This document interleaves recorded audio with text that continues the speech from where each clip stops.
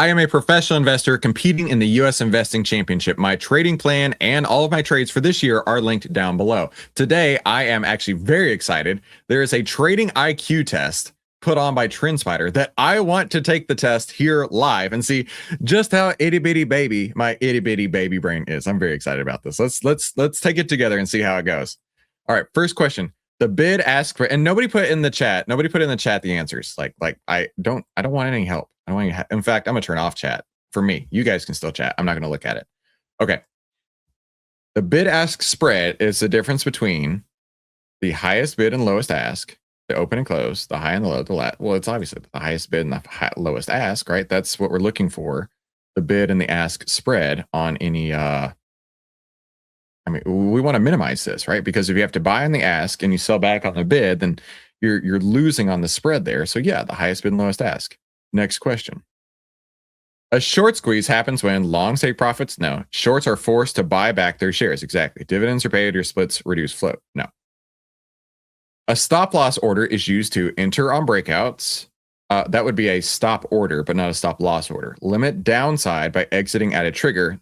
That sounds exactly correct. Collect dividends or avoid taxes. It's limit downside right there. Boom. Slippage. Ooh, this is a good one. Okay. Refers to better fill than expected, worse execution than expected, broker commission, or wider float. In my opinion, I could be wrong, worse execution than expected.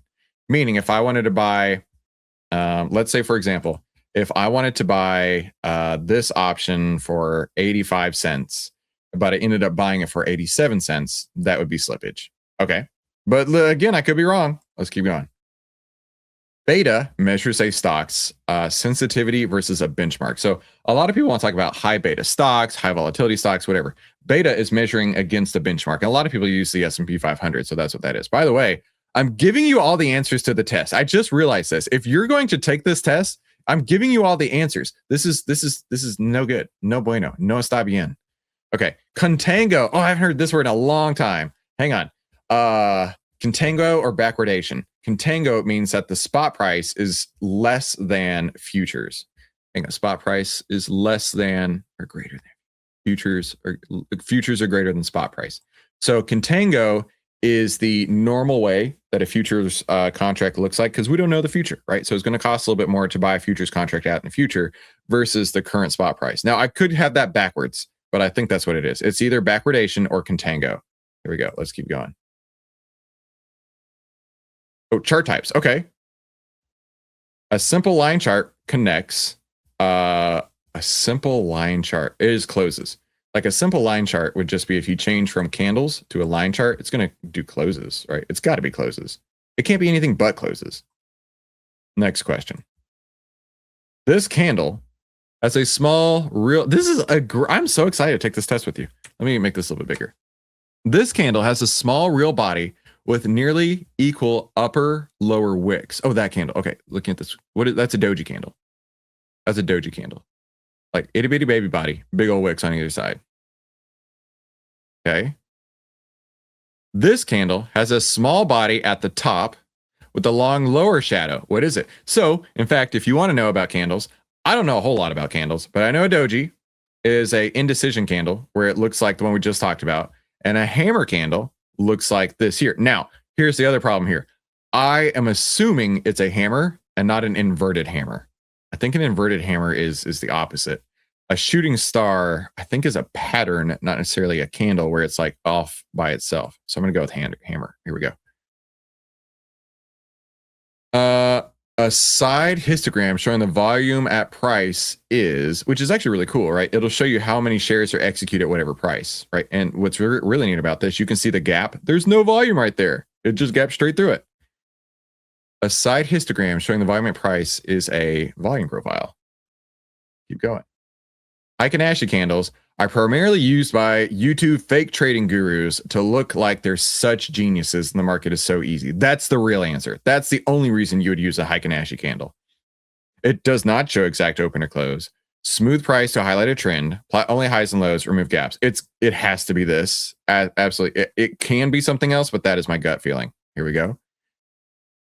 All right. RSI and MACD are examples of trend indicators or momentum indicators. Volume Volatility, not volume. Trend or momentum. Now let's think about this. RSI is relative strength index, and it's comparing it to itself. A score of 100 means that it is the strongest relative strength that it's been in the history of the measurement there. A lot of people want to say once it goes over 70 that it's time to get out. It's really not. It's when it goes over 70, it gets quote overbought, and then it comes back around. When it comes back around. And then MACD is moving average convergence divergence. All this shows here is A, which direction it's trending. Like, look, when it goes down, oh, it's trending down. When it goes up, it's trending up. What it's measuring really is the spread between the moving averages. Oh, I only have 11 seconds left. So this is going to be momentum indicators. Okay, next question. All right, let's keep going here. Oh, and you get skips. I'm not going to skip anything. Skipping's for suckers. Hang on, I do need some more coffee though. Hey, y'all tell me, do you like this idea? Do you think it's going to be fun content? If so, give me a thumbs up in the chat. Engagement baiting, my friends. If you like this idea for content, give me a thumbs up in the chat. I think this will be fun. All right, let me refill my coffee. And then we can go in again. Amazing content, Chris. I came to listen to you refill your coffee. I know. Everybody does. It's the best. Especially when you have a Guinness travel cup to keep it warm while you're talking. And then you put it in a DuckTales mug. Ooh. Let's keep going. Prior swing lows often act as support. Prior swing lows. For example, if it came down here, bounced up, somebody could say, oh, you know what? Clearly there's buyers right here. Support. There you go. This W shape at lows is a double bottom. I can go with that. Now, here's the thing. I don't know patterns. If you're asking me what a rising wedge is, I'm not going to know. I literally don't know what a rising wedge is. So let's see if we get one of those. This formation has three peaks with a middle highest neckline. I believe that's called a head and shoulders. Clearly, I don't know. The break is, the break is bearish in this case. The break is bearish. I get that. Okay. A bull flag typically signals it's in a bullish trend, right? Your 10's over the 20, prices over the 50. You don't need to learn patterns. You really don't. But in this case, I would imagine not break down. I assume this is the flag part. I don't know if they're saying the flag is up here or down here, but I assume this is the flag part. A bull flag typically signals a range reversal, major top, or continuation higher. I'll say continuation higher based on what I'm seeing right here. Could be totally wrong. And a symmetrical triangle most often indicates continuation or indecision, immediate reversal, bottoming only, exhaustion gap. I don't know. I'm going to say continuation or indecision because it's in between those 2 points. Then that is completely a guess. Next question. Bearish divergence. Okay. So you're getting higher highs on the price of the stock, but this indicator, whatever it is getting lower highs, right? You can see the peak right there is higher than the peak right here. Bearish divergence is when you've got higher highs versus a lower high. Oh, that's what I just said. Okay, that makes it easy. Let's keep going.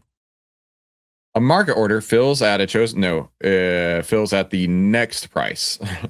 I don't even know if it's the best available price. Expires at the, not necessarily queues until auction, not necessarily fills at chosen price, is not at all. I'm going to say it fills at best available. And I don't know if that's the right answer. I know it fills at the next price, and it may not be the best price. Let's keep going. A stop versus a stop limit. Okay, so a stop order will either fill you or you can use a stop to either get into a stock at a certain price or get out of a stock at a certain price. So that's what the stop is. A stop limit puts you in the market with a limit at that price. Stop is at the market, stop limit adds a cap. There you go. It's almost like I know what I'm talking about. I've only been trading for 17 years. VWAP is useless. Where's the useless button on here? I don't use VWAP. I think VWAP is dumb. But then again, if you love it, by all means, you use it. Everybody gets to trade their own way in the markets. VWAP is volume weighted average price. Maker-taker fees. This is a new term for me. I may have heard it, but I don't remember it. Maker-taker fees. Makers.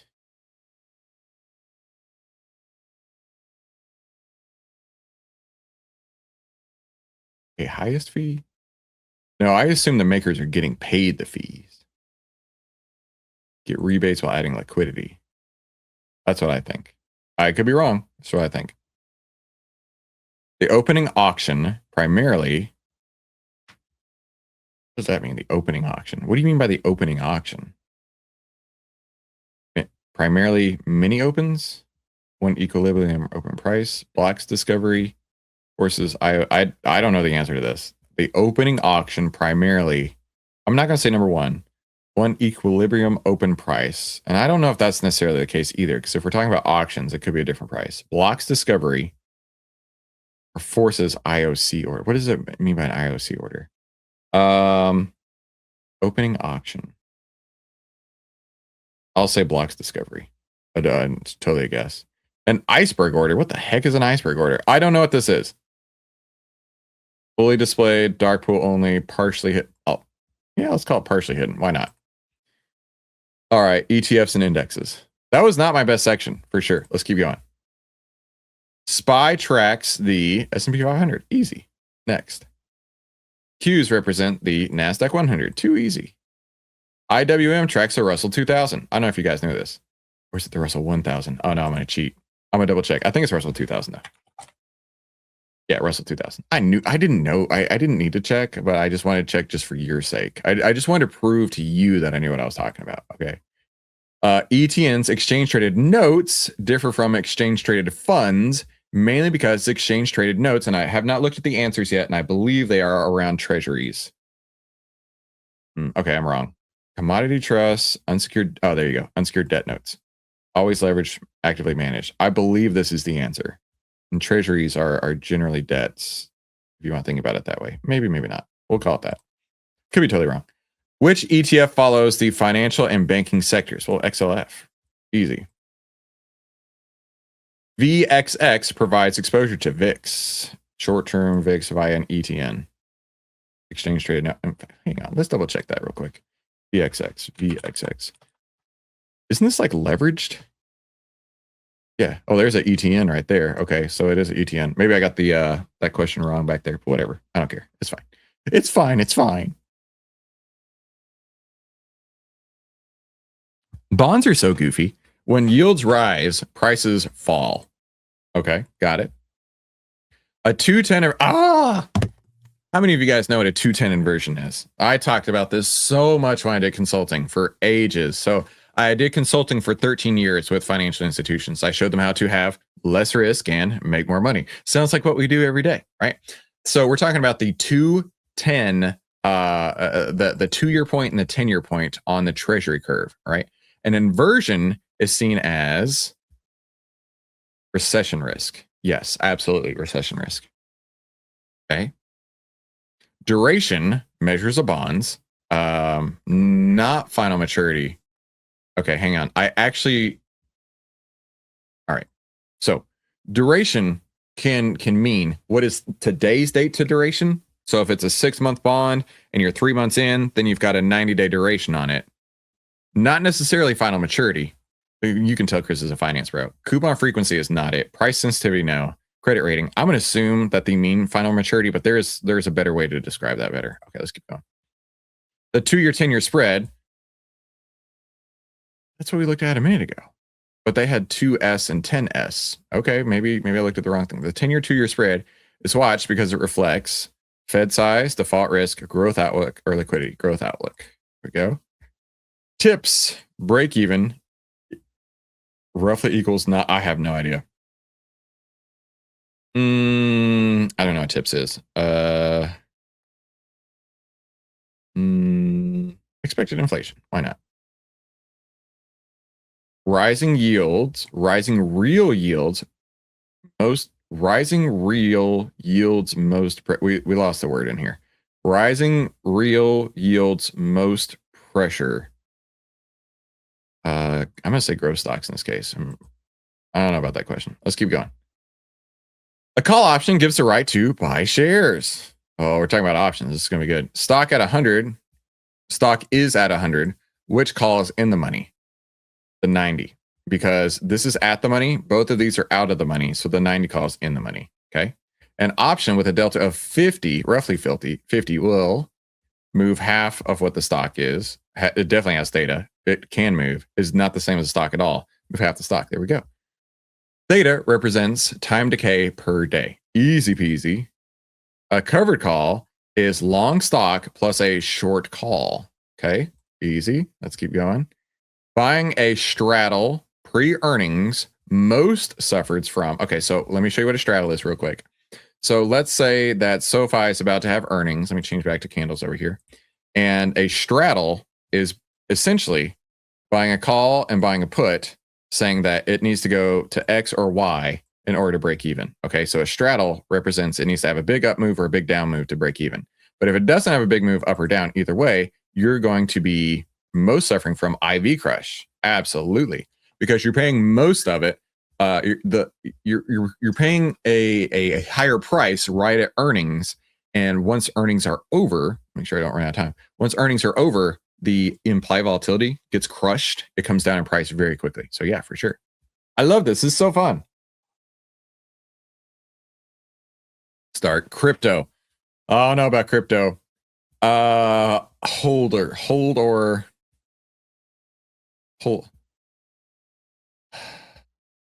Total. I think it means hold long term. Think. Next. Bitcoin halving is reward cut in half. That doesn't make sense. Hang on. Isn't the halving in Bitcoin where it like goes down in price? It's not a fee cut. Oh, wallet change.